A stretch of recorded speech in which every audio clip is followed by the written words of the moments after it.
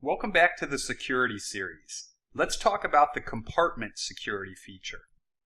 To follow along, you'll need to download and install MarkLogic, and then you'll want to go out and get the hands-on code examples for the exercises in this video, which you can find through the MarkLogic University GitHub site.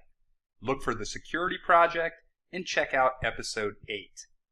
In this video, you will describe what Compartment Security is, describe an example use case, describe the difference between compartment and non-compartment security, and then we'll implement compartment security in a hands-on example. So what exactly is compartment security? A compartment is simply a name associated with a role. Using compartment security enables you to specify more complex security rules on your documents. A common use case for compartment security is within government systems, where there is a need to restrict information flow across security levels. Let's explore how this works through a slightly modified version of our James Bond example that we've been building in this series. Let's imagine that we've got a system designed to facilitate the sharing of certain data between allied intelligence agencies. Assume our model looks like this, where we have both CIA and MI6 operators, such as Felix and the Bond user, and those users have been assigned the roles shown above. Now they're both accessing our database and looking at data within that database. Without compartment security, the security model is enforced with OR logic between the various permissions defined on a document. So what does that mean? For example, if the Bond user tries to read document A, he will be able to do so, because in order to read document A, the user must have either the secret read role or the CIA role. But if we add compartments, this behavior changes. With compartment security, if any permission on a document has a compartmented role, then the user must have that compartmented role in order to access any of the document capabilities. In other words, when a compartment name is added to a role, the security model is now enforced with AND logic applied between compartmented roles. With compartment security, a document must also have a permission defined on a non-compartmented role, such as the secret read role in our example. Why do you need one non-compartmented role? Well, imagine that you want to block access to all secret documents immediately. To do so, you can simply delete the secret read role, and in a flash, no one will have access to those documents.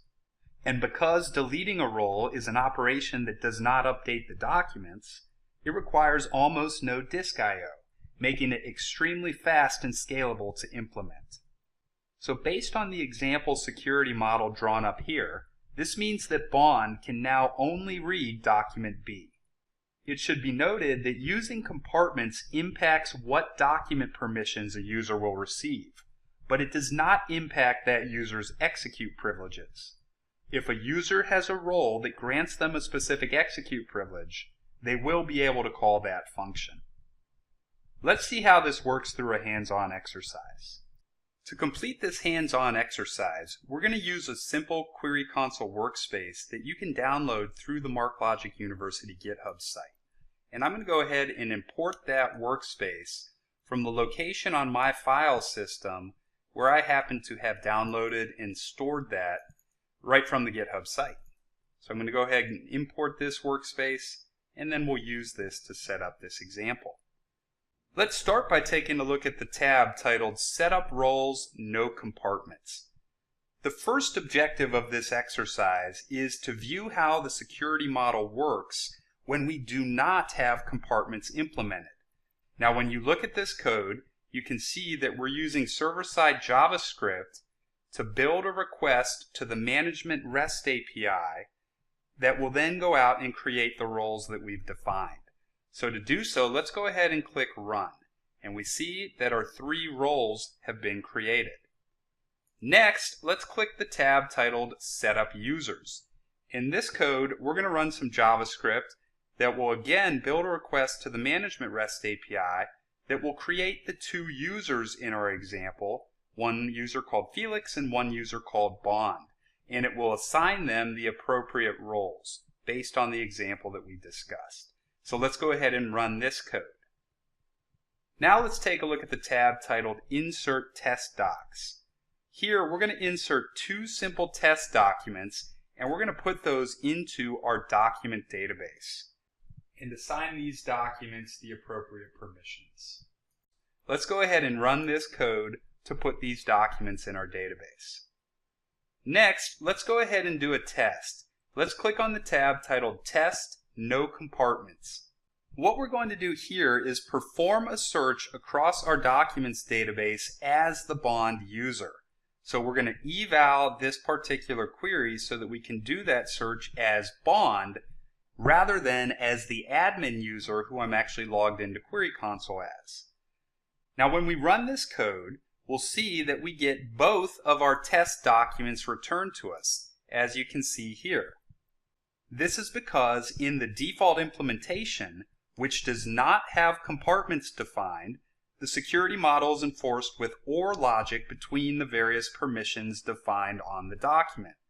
To read document 1, a user must have the top secret read role or the CIA role. To read document 2, a user must have the top secret read role or the MI6 role. Now let's see how this behavior changes when we implement compartments. Let's start by clicking on the tab titled Delete Roles. First off, in order to implement compartment security, you must create new roles, because once a role is created, it cannot be modified with the addition of a compartment. And that's because roles are stored in the security database based on their role ID, not their role name. So let's look at this code, which will send a delete HTTP request and go ahead and delete the roles that we had created earlier in this exercise. So let's go ahead and click Run to delete those roles. And we can see in our response here that we have deleted the CIA and MI6 role. Next, let's go ahead and click on the tab titled Delete Users. Just to make sure that we're starting with a completely blank slate, let's delete those original users that we created. So let's go ahead and click Run to delete the Bond and Felix user. Next, let's click on the tab titled Delete Documents.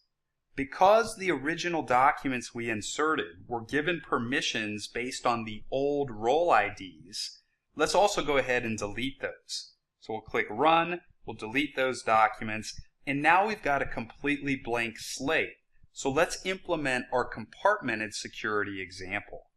To start that, let's click on the tab titled Setup Roles Compartments. And this is very similar to before, where we're going to create the CIA and MI6 roles, but you'll note that we're going to add them to a compartment called Organization. Let's go ahead and click Run to create those new roles with the Organization compartment. Next, let's click on the tab titled Setup Users, and let's run this code, which will assign our Bond and Felix user with the newly created compartmented CIA and MI6 roles respectively. Next, let's click on the tab titled Insert Test Docs and create those test documents again in our documents database. And finally, let's click on the tab titled Test Compartments. And here we're going to test out our compartment security implementation to see the result. Note that when we now run this query as the Bond user, that we only get back a single document, whereas before we got back both documents. This is because now with our compartments added, we are enforcing AND logic between compartmented roles. And the end result is that compartments have enabled us to implement more detailed control on the flow of information within that very same secret read clearance level. In this tutorial, we introduced the concept of compartment security. To learn more about compartment security, make sure you check out the security guide and look at the compartment security section in the MarkLogic documentation.